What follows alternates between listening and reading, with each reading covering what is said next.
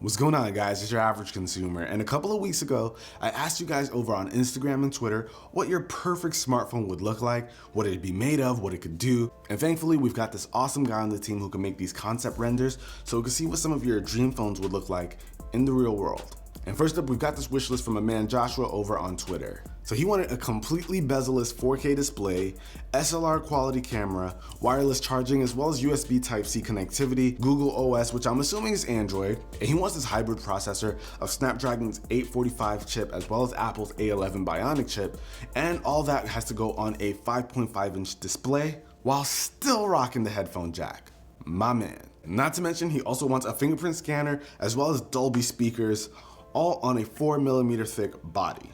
If only this were physically possible, but nonetheless, let's take a look at what it looks like. Right off the bat, this thing is dope. It's completely bezel-less, which gives it an edge-to-edge display, which means you'll feel like you're literally holding whatever content you're watching in your hands, especially since it's got a 4K display. Now, the back's a bit busy with all of the requests made, but here's what's going on. We've got a glass back for wireless charging while still having that USB Type-C port, and we've also got two Dolby speakers in the back. Not the ideal location for speakers, I know, but we had to put it in the back since we have that completely bezel-less display. You'll also find a fingerprint scanner back here, but what's amazing is the SLR quality camera. We decided if we're gonna give it true SLR quality, we gotta give it SLR quality lenses. Now, I know you're not gonna wanna have this big protruding lens whenever you throw this thing in your pocket, so it's going to have a built-in cover so that it can protect the sensor.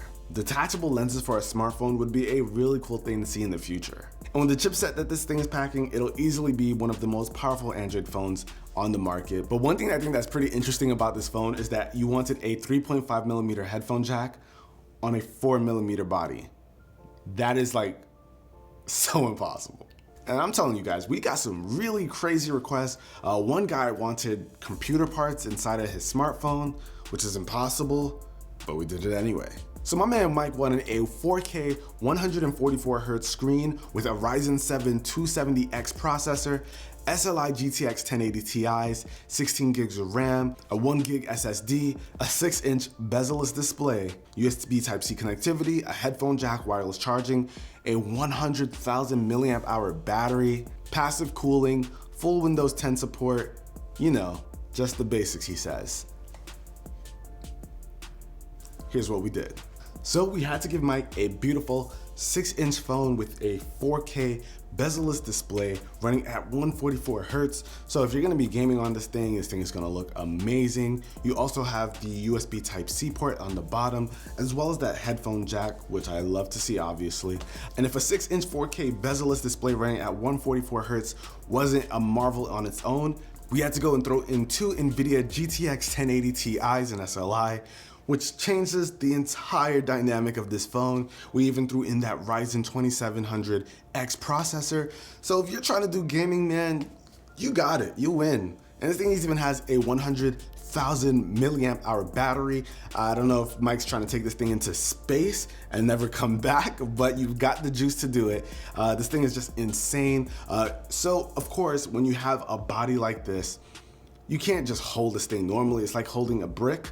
So we even made a little cutout for the back of the display so you can just throw your hand in there. It's got a nice little pouch so you can be comfortable when you're holding it. Now, even conceptualizing this whole thing wasn't easy, and making it work in a form factor that works with a smartphone, not an easy task. But this is what it would look like. You got this whole structure on the back of your phone. Obviously, you gotta give it portability and size here if you want all that power. This is obviously a two-handed device. I can't imagine you trying to take selfies, but this is your idea, man. This is what you wanted. And with full Windows 10 support, this is easily the most powerful mobile device ever imagined.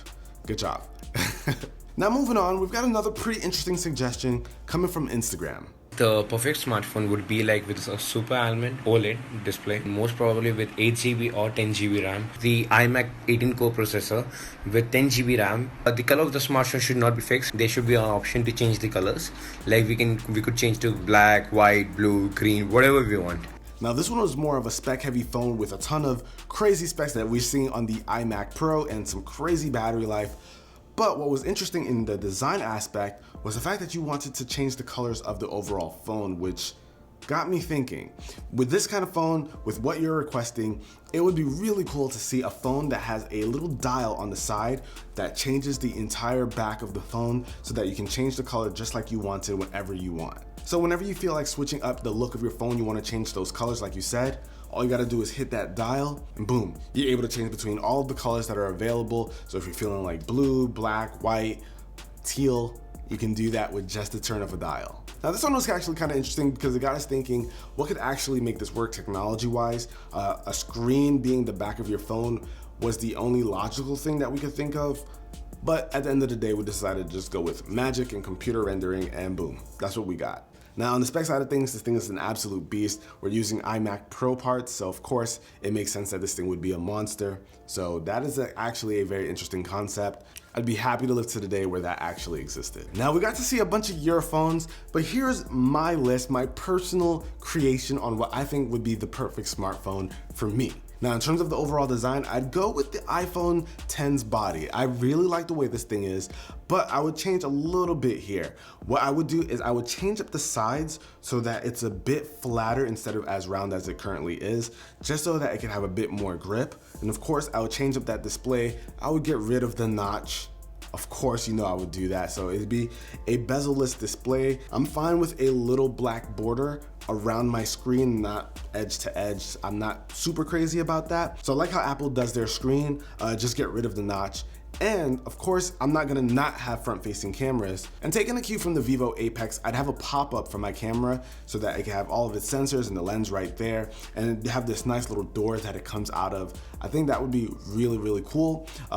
Me personally, I don't use my front-facing camera that often at all, so I'm okay with it being tucked away and hidden, especially if that means I'm going to be getting a full display on my phone. Now, one thing about this phone, you'll notice there's no cutouts for speakers or anything like that, and that's because I actually wanted to go with the technology that Sony uses in their TVs. Their newest TV line, I don't believe they have any speakers there. The screen actually vibrates, and that's what creates the sound. I think there might be some phones out there that have that technology as well. I know the Vivo Apex as well also carries that idea in its concept, but I think that's what would make the most sense in terms of an aesthetically pleasing phone that still has a full display and pretty decent sound quality.